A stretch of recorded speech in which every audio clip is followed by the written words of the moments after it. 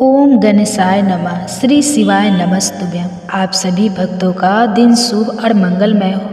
आप सभी भक्तों पर गणेश भगवान की कृपा और शंकर भगवान की कृपा सदा सर्वदा बना रहे।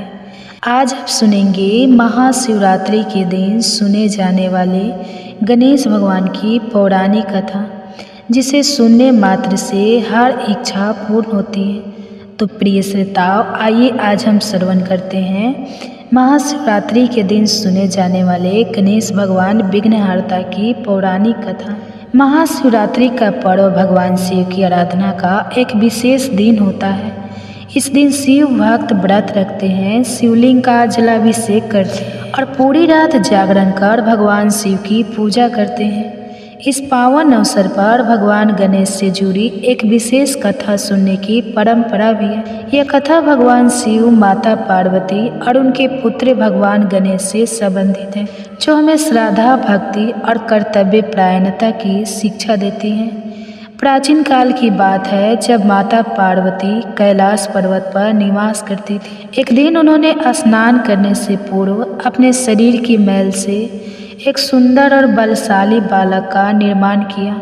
यह बालक कोई और नहीं बल्कि स्वयं भगवान गणेश थे। माता पार्वती ने उन्हें अपना पुत्र मानकर आदेश दिया कि जब तक वह स्नान कर रही है कोई भी भीतर प्रवेश ना करे। इसी बीच भगवान शिव वहां आए और अपने गृह में प्रवेश करना चाहा, लेकिन गणेश जी ने उन्हें रोक दिया। गणेश जी माता पार्वती के आदेशों का पालन कर रहे थे, इसलिए उन्होंने किसी भी हालत में भगवान शिव को अंदर जाने से मना कर दिया। इससे भगवान शिव क्रोधित हो गए और अपने त्रिशूल से गणेश जी का सिर काट दिया। जब माता पार्वती स्नान करके बाहर आई और अपने पुत्र को मृत अवस्था में देखा तो वह अत्यंत दुखी हो गई। उन्होंने भगवान शिव से प्रार्थना की कि वे उनके पुत्र को पुनः जीवित करें। भगवान शिव ने अपनी गलती का एहसास किया और गणेश जी को पुनः जीवित करने के लिए आदेश दिया कि जो भी पहला प्राणी उत्तर दिशा की ओर मिलेगा उसका सिर लाकर गणेश जी के शरीर से जोड़ दिया जाए। भगवान शिव के गणों के उत्तर दिशा में एक हाथी मिला, जिसका सिर लाकर उन्होंने गणेश जी के शरीर से जोड़ दिया।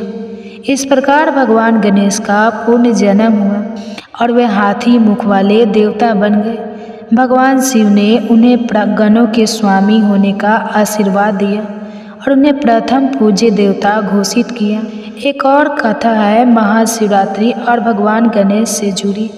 एक बार नारद मुनि देवताओं के राजा इंद्र के पास गए और उन्हें एक दिव्य फल भेंट किया।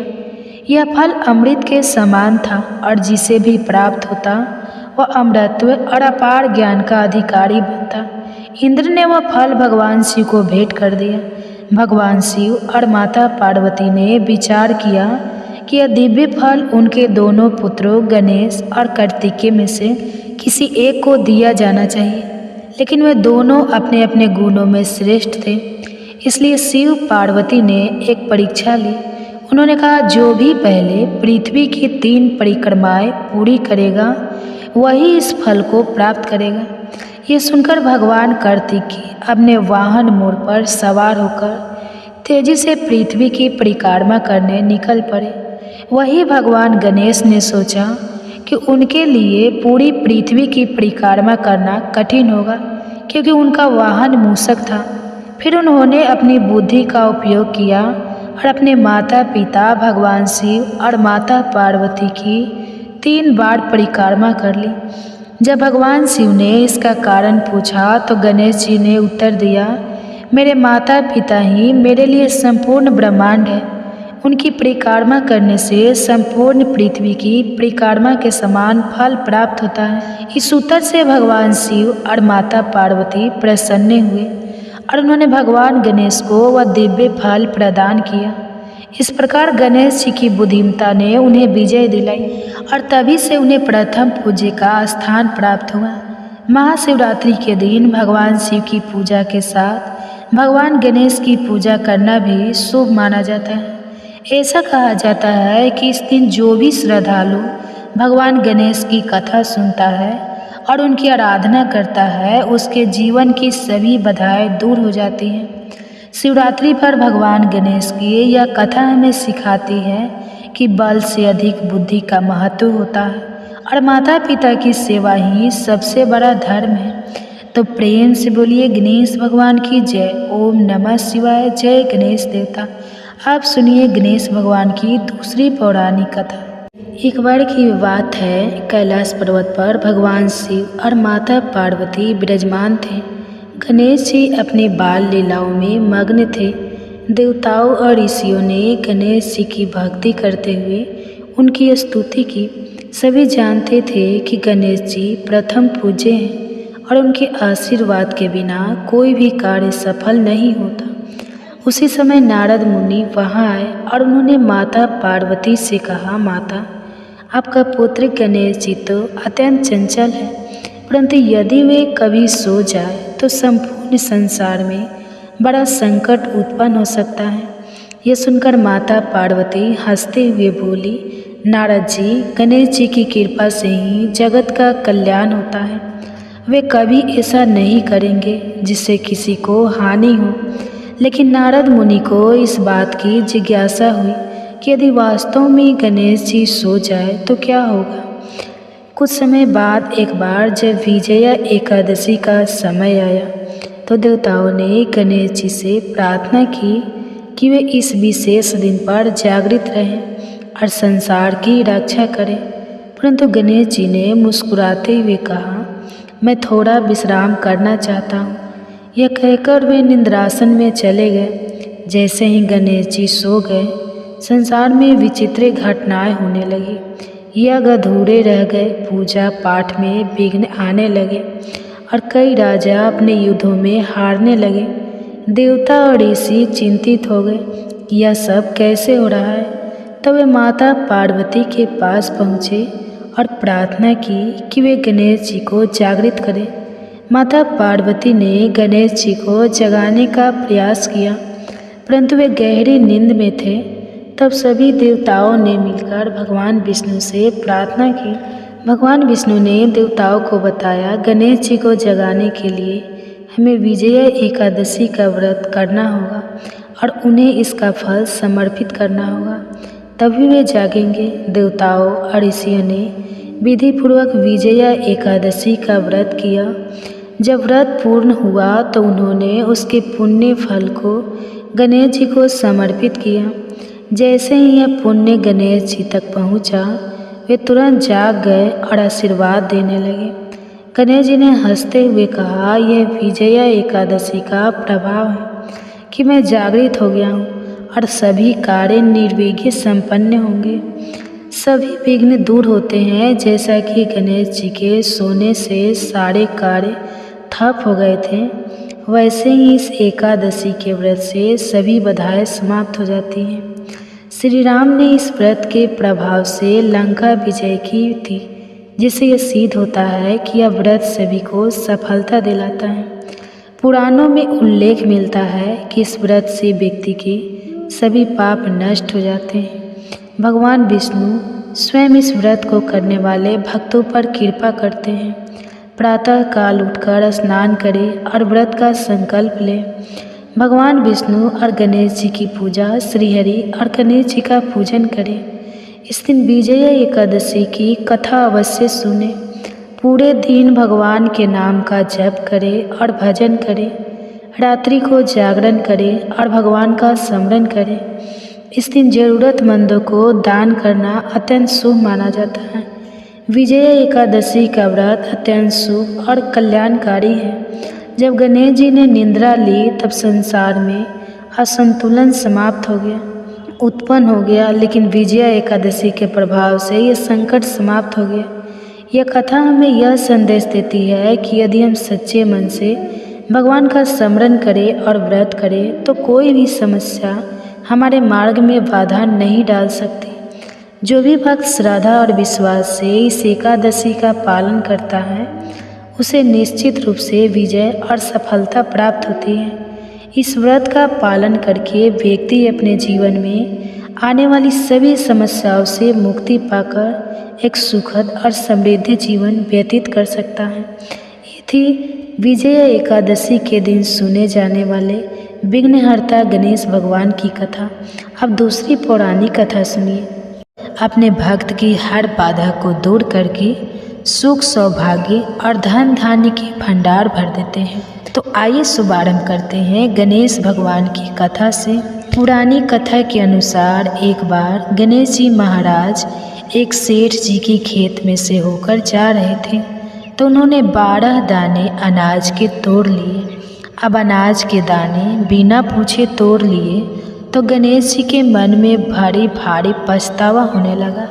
वे सोचने लगे, अरे मैंने तो सेठ जी के यहाँ से बिना पूछे ही दाने तोड़ लिए, इसका मतलब तो यह है कि चोरी हुई, यानी कि मैंने सेठ जी के यहाँ चोरी कर ली। इस प्रकार वे मन में पछतावा करने लगे। अब चोरी की बात है तो उसका प्रायश्चित भी जरूरी है। गणेश जी ने जिन सेठ के यहाँ से चोरी की थी उन्हीं के यहाँ 12 साल की नौकरी करने का निश्चय कर लिया। बस फिर क्या था, भेष बदल कर पहुँच गए सेठ जी के यहाँ और सेठ जी से काम मांग लिया। उधर सेठ जी जो भी किसी नौकर की ज़रूरत थी, इस तरह गणेश जी नौकर बनकर सेठ जी के यहाँ काम करने लगे। एक दिन की बात है, सेठानी राख से हाथ धोने लगी तो गणेश जी ने सेठानी का हाथ पकड़कर मिट्टी से हाथ धुला दिया। सेठानी सेठ जी से बोली, अरे ये कैसा नौकर रखा है, आपने नौकर होकर इसने मेरा हाथ पकड़ लिया। जब सेठ जी को पता चला तो उन्हें भी गुस्सा आया। सेठ जी ने तुरंत अपने नौकर को बुलाकर पूछा, क्यों तुमने सेठानी का हाथ क्यों पकड़ा? तो गणेश जी कहने लगे, मैंने तो एक सीख की बात बताई है। राख से हाथ धोने से घर की लक्ष्मी नाराज होकर चली जाती है घर से, और मिट्टी से हाथ धोने से घर में लक्ष्मी जी का वास हो जाता है। सेठ जी ने सोचा, अरे मेरा नौकर है तो सच्चा दरअसल सेठ जी के यहाँ नौकर कर रहे हैं। भगवान गणेश ने उन्हें अपना नाम भी गणेश ही बताया था। जब कुंभ का मेला आया तो सेठ जी कहने लगे, गणेश सेठानी को कुंभ के मेले में स्नान करा के ले आओ। अब नौकर बने गणेश जी सेठानी के साथ चल दिए गंगा स्नान कराने। सेठानी नदी के किनारे पर बैठकर नहा रही थी तो गणेश जी ने उनका हाथ पकड़कर नदी में डुबकी लगवा दी। घर आकर सेठानी ने फिर से सेठ से कहा, इस गणेश ने तो मेरी इज्जत ही नहीं रखी और इतने सारे आदमियों के बीच में मुझे घसीट कर आगे पानी में लेकर चला गया। तब सेठ जी ने गणेश जी से पूछा, तुमने ऐसा क्यों किया? तब गणेश जी कहते हैं, सेठानी किनारे पर बैठकर गंदे पानी से नहा रही थी, मैं तो आगे ले जाकर अच्छे पानी में डुबकी लगाकर ले आया हूँ। इससे सेठानी अगले जन्म में रानी और राजपाट का सुख भोगेगी। सेठ जी सोचने लगे, गणेश है तो सच्चा। एक दिन की बात है, सेठ जी के घर में पूजा पाठ हो रही थी, हवन भी हो रहा था।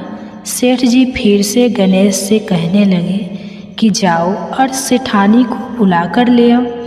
उधर गणेश जब सेठानी को बुलाने गया तो सेठानी काली चुनरी ओढ़ कर चलने लगी। तो गणेश जी ने काली चुनरी फाड़ डाली और कहने लगे, लाल चुनरी ओढ़ कर चलो। सेठानी नाराज होकर सो गई। सेठ जी ने देखा सेठानी तो अभी तक नहीं आई, तो वह खुद ही आ गए देखने के लिए कि सेठानी कहाँ है। आकर देखा तो सेठानी तो नाराज होकर लेटी हुई थी। सेठानी से पूछने लगे, क्या बात है, घर में हवन की तैयारी हो चुकी है और तुम यहाँ सो रही हो? तो सेठानी कहने लगी, समझाओ अपने गणेश को, देखो आज इसने मेरी चुनरी फाड़ डाली। यह बात जानकर सेठ को बहुत गुस्सा आया। उसने गणेश को बुलाया और बहुत डांटा। तब गणेश जी कहने लगे, सेठ जी पूजा पाठ में काला वस्त्र नहीं पहनते हैं और सेठानी काला चुनरी उठकर आ रही थी, तो मैंने इनसे लाल वस्त्र पहनने के लिए कहा और जब यह नहीं मानी तो मैंने इनकी काली चुनरी फाड़ डाली। काला वस्त्र पहनने से कोई भी शुभ कार्य सफल नहीं होता है।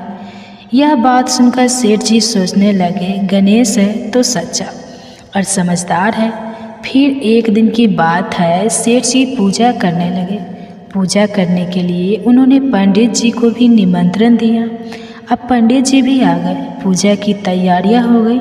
तभी पंडित जी कहने लगे, अरे सेठ जी, मैं तो गणेश जी की मूर्ति लाना ही भूल गया, आप क्या करें। उधर नौकर बने गणेश भगवान वहीं खड़े हुए थे और सारी बातें देख ली और सुन रहे थे।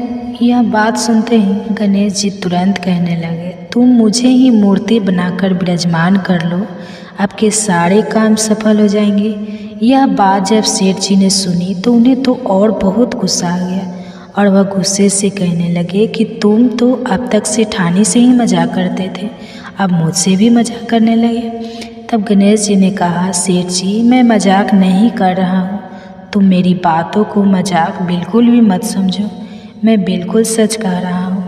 इतना कहते ही नौकर बने गणेश ने भगवान गणेश का साक्षात रूप धारण कर लिया और सेठ सेठानी ने जब यह देखा तो पंडित सेठ और सेठानी गणेश जी के चरणों में गिर गए, उनकी पूजा की।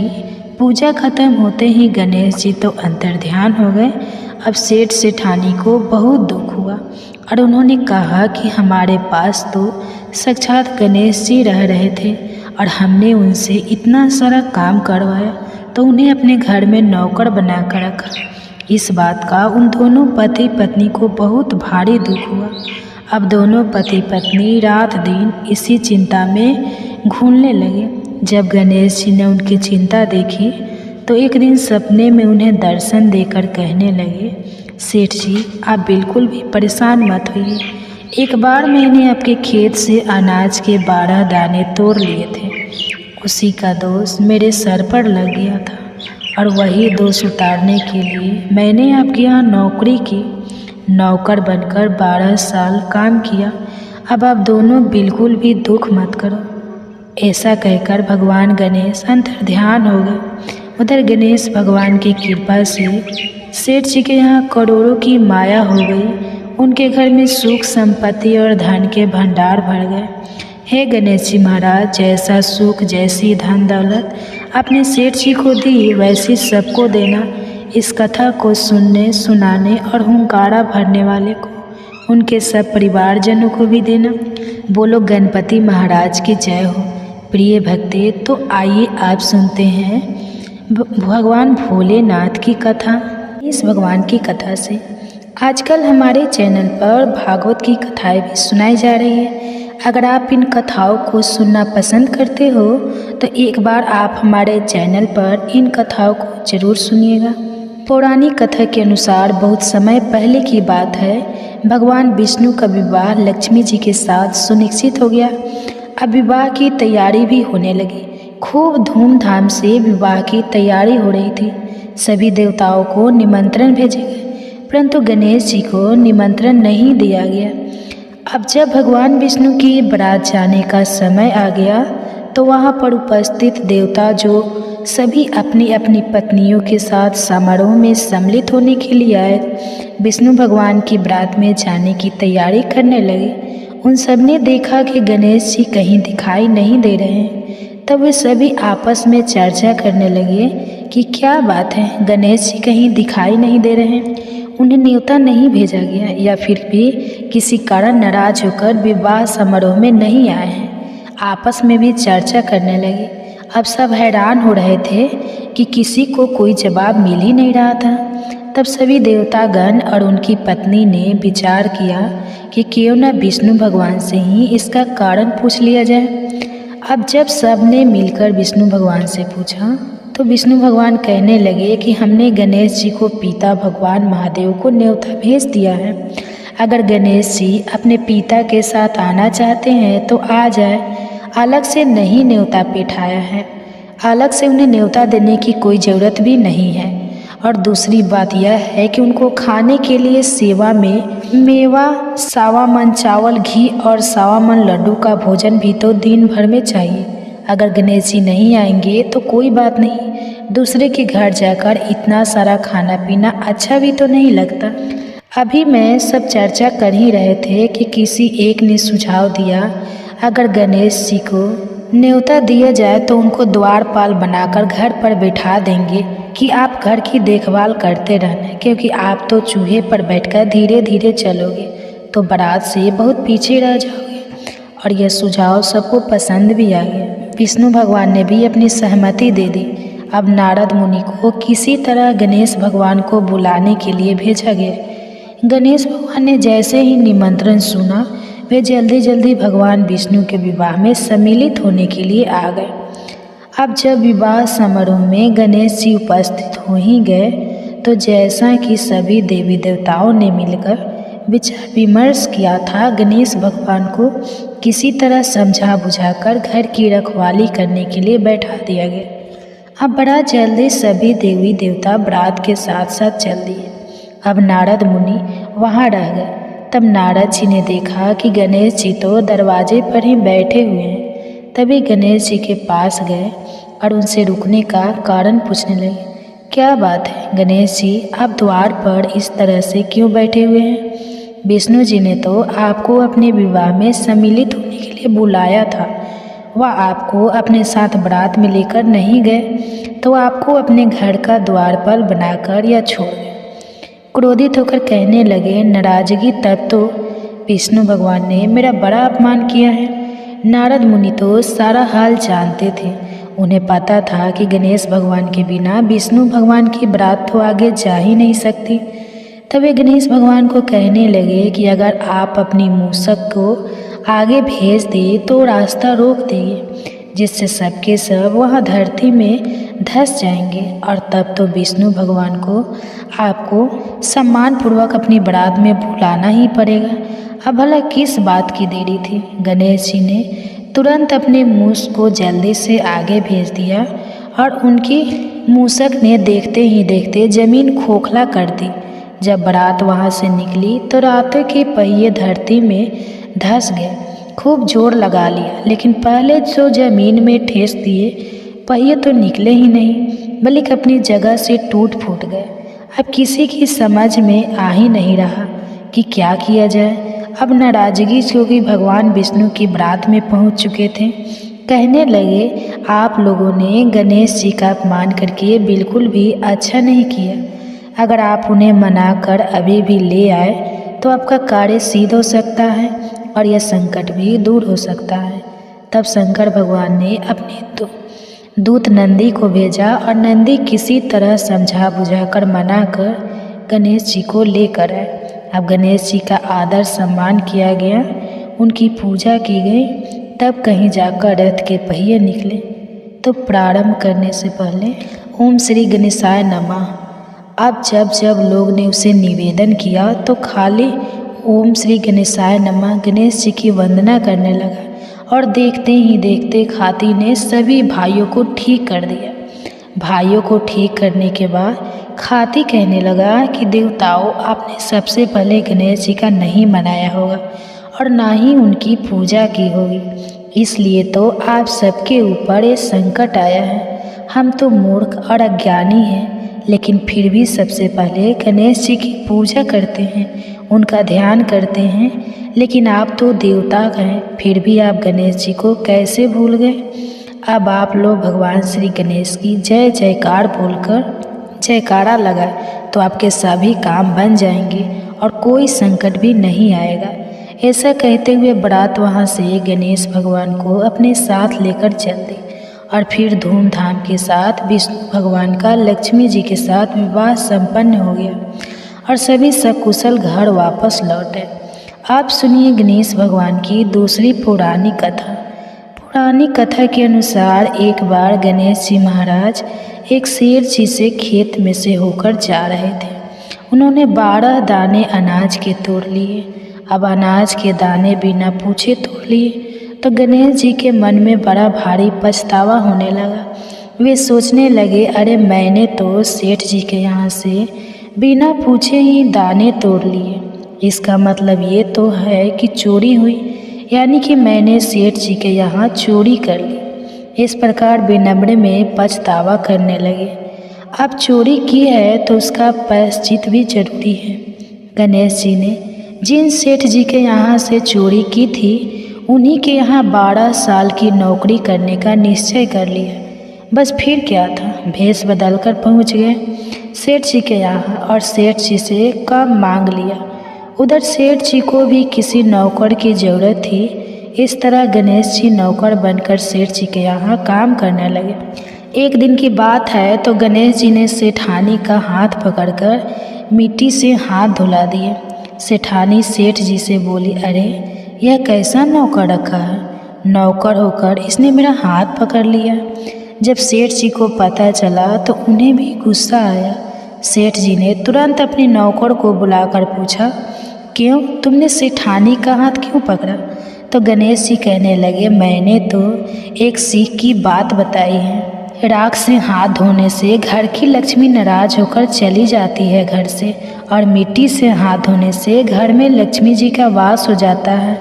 सेठ जी ने सोचा, अरे मेरा नौकर है तो सच्चा दरअसल सेठ जी के यहाँ नौकर बनकर आ। भगवान गणेश ने उन्हें अपना नाम भी गणेश बताया था। तो जब कुंभ का मेला आया तो सेठ जी कहने लगे, गणेश सेठानी को कुंभ के मेले में स्नान कर ले आओ। अब नौकर बने गणेश जी सेठानी के साथ चल दिए। गंगा स्नान करने नदी के किनारे पर बैठकर नहा रही थी तो गणेश जी ने उनका हाथ पकड़कर नदी में डुबकी लगवा दी। सेठानी ने फिर से सेठ जी से कहा, इस गणेश ने तो मेरी इज्जत ही नहीं रखी और इसने सारे आमदनी के आदमियों के बीच में मुझे घसीट कर आगे पानी में लेकर गंदे पानी से नहा रही थी। मैं तो आगे अच्छे पानी में डुबकी लगा कर के ले आया हूँ। इससे सेठानी अगले जन्म में रानी और राज का सुख भोग। सेठ जी सोचने लगे, गणेश है तो सच्चा। एक दिन की बात है, सेठ जी के घर में पूजा पाठ हो रही थी, हवन भी हो रहा था। सेठ जी फिर से गणेश से कहने लगे कि जाओ और सेठानी को बुला कर ले आओ। उधर गणेश जब सेठानी को बुलाने गए तो सेठानी काली चुनरी ओढ़ कर चलने लगी। तो गणेश जी ने काली चुनरी फाड़ डाली और कहने लगे, लाल चुनरी ओढ़ कर चलो। सेठानी नाराज होकर सो गई। सेठ खुद उसे देखने के लिए आकर देखा तो सेठानी तो नाराज होकर लेटी हुई थी। सेठानी से पूछने लगे, क्या बात है, घर में हवन की तैयारी हो चुकी है और तुम यहाँ सो रही हो?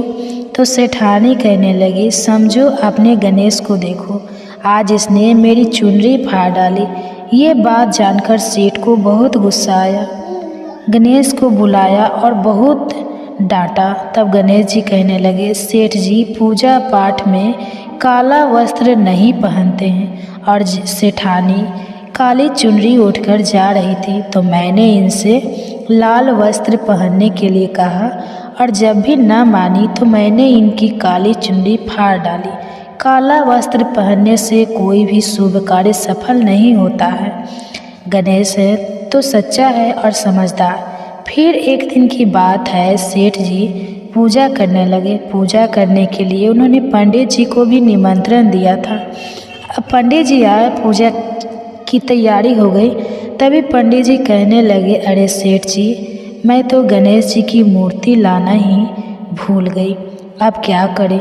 उधर नौकर बने गणेश भगवान वहीं खड़े हुए और सारी बातें देख और सुन रही थी। यह बातें सुनते ही गणेश जी तुरंत कहने लगे, मुझे ही मूर्ति बनाकर विराजमान कर लो, आपके सारे काम सफल हो जाएंगे। तो उन्हें सेठ को बहुत गुस्सा आया और वह गुस्से से कहने लगे कि तुम तो अब तक सेठानी से ही मजाक करते थे, अब मुझसे भी मजाक करने लगे। तब गणेश जी ने कहा, सेठ जी मैं मजाक नहीं कर रहा हूँ, तुम मेरी बातों को मजाक बिल्कुल मत समझो, मैं बिल्कुल सच कह रहा हूँ। इतना कहते ही नौकर बने गणेश ने भगवान गणेश का साक्षात रूप धारण कर लिया और सेठ सेठानी ने जब यह देखा तो पंडित जी सेठ और गणेश जी के चरणों में गिर गए, उनकी पूजा की।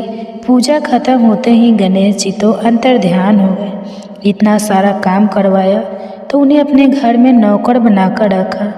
इस बात का उन दोनों पति पत्नी को बहुत भारी दुख हुआ। दोनों पति पत्नी रात दिन इसी चिंता में रहने लगे। तब जब गणेश जी ने उनकी चिंता देखी तो एक दिन सपने में उन्हें दर्शन देकर कहने लगे, सेठ जी, आप बिल्कुल भी परेशान मत होइए। एक बार मैंने आपके खेत से अनाज के 7 दाने तोड़ लिए, उसी का दोष मेरे सर पर लग गया था और वही दोष उतारने के लिए मैंने आपके यहाँ नौकर बनकर 12 साल काम किया। अब आप दोनों बिल्कुल भी दुख मत करो। ऐसा कर भगवान गणेश अंतर्ध्यान हो गए। उधर गणेश भगवान की कृपा से सेठ जी के यहाँ करोड़ों की माया हो गई। उनके घर में सुख संपत्ति और धन के भंडार भर गए। गणेश जी महाराज जैसा सुख, जैसी धन दौलत आपने सेठ जी को दी, वैसी सबको देना।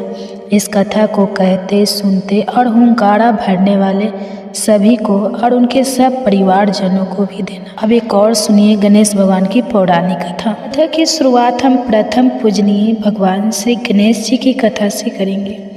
तो जय श्री गणेश। पौराणिक कथा के अनुसार एक नगर में एक बुढ़िया माई रहती थी। वह गणेश भगवान की बहुत बड़े भक्त थी, बहुत पूजा पाठ किया करती थी। वह प्रतिदिन मिट्टी के गणेश जी की पूजा किया करती थी। वह प्रतिदिन मिट्टी के गणेश जी बनाती और फिर पूजा करती। पर जैसे ही बुढ़िया माई गणेश जी की प्रतिमा को स्नान कराती तो मिट्टी के गणेश जी गल जाते थे। तो यह देखकर वह बुढ़िया माई बहुत दुखी हुआ करती थी और बड़ी परेशान होती थी और यही सोचती थी कि काश मेरे पास ऐसी प्रतिमा होती जो कभी भी खराब ना होती तो कितना अच्छा होता। एक समय की बात है, बुढ़िया माई के घर में सामने एक सेठ जी का मकान बन रहा था। तब बुढ़िया माई मकान बनाने वाले मिस्त्री के पास जाकर बोले कि हे बेटा, मुझे पत्थर की मूर्ति बना दे।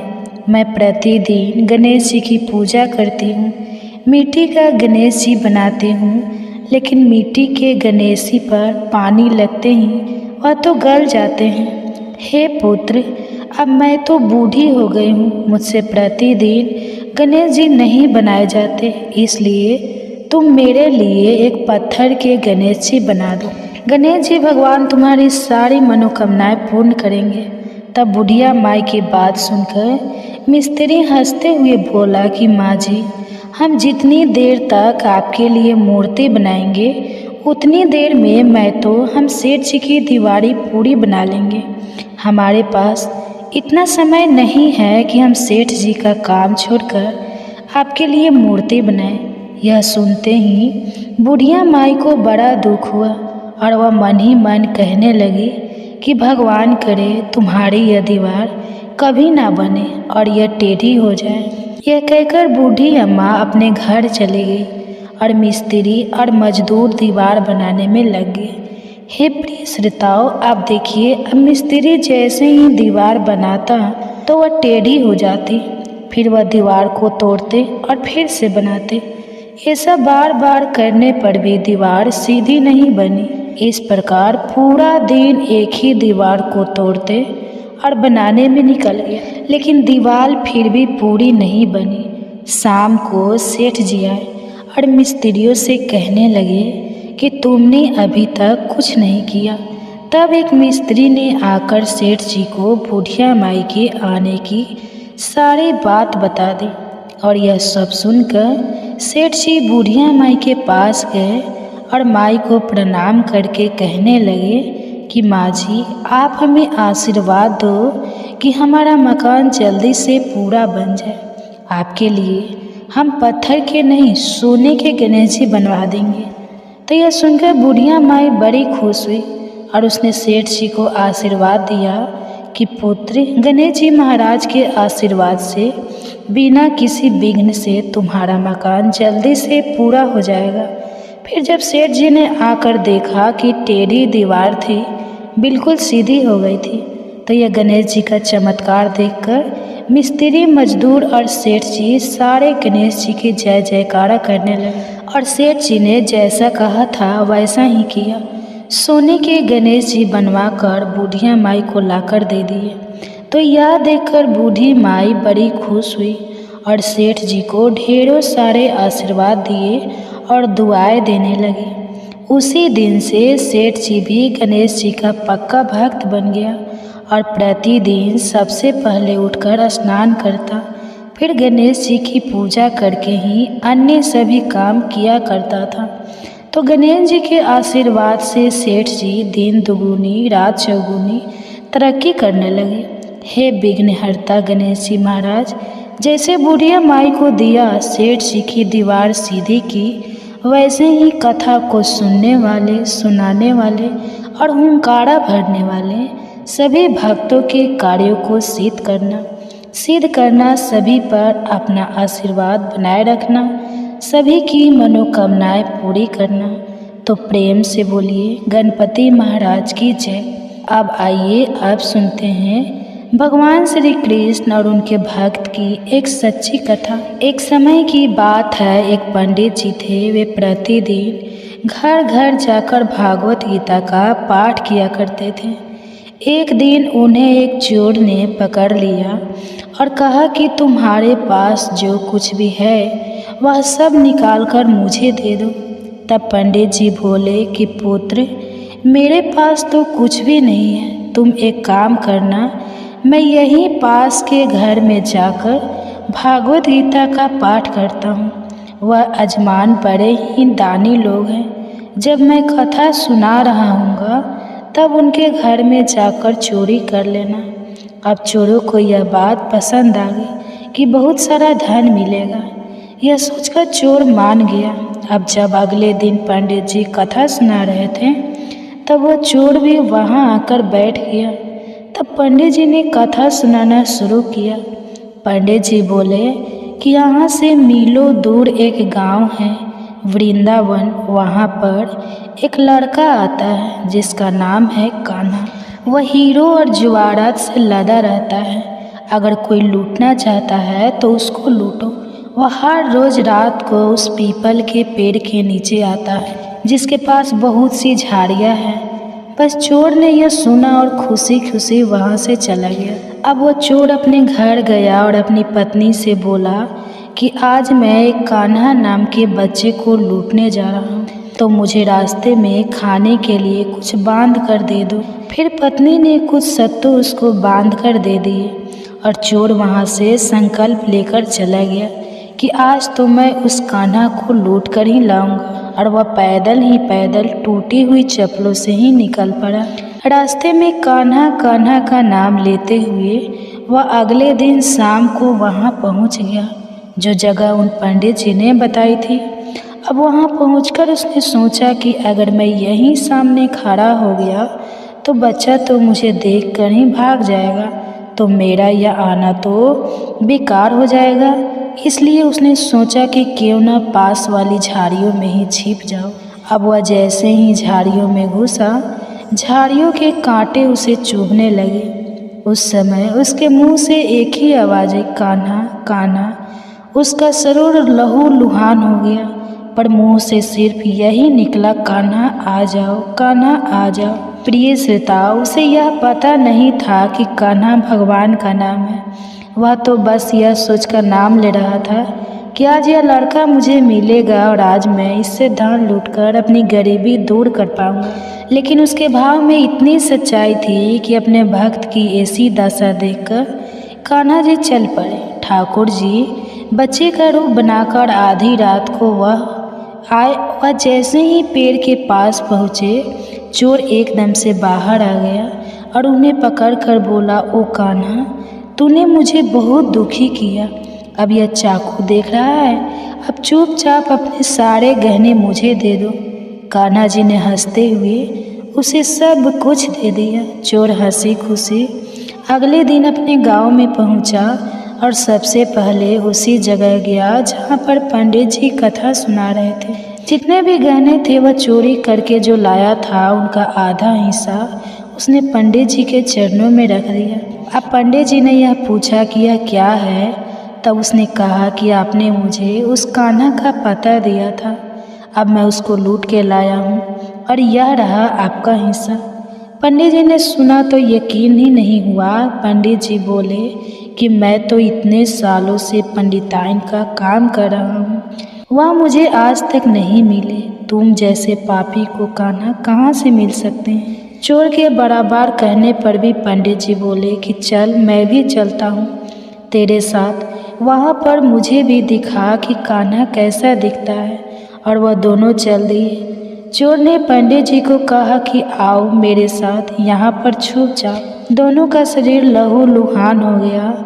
झाड़ियों में कांटे बहुत थे और वहाँ पर छुपकर दोनों के शरीर में कांटे लगे, जिससे कि पूरा शरीर लहू लुहान हो गया और मुंह से बस एक ही आवाज़ निकली, कान्हा कान्हा कान्हा आ जाओ। ठीक आधी रात कान्हा जी बच्चे के रूप में फिर वहीं आए।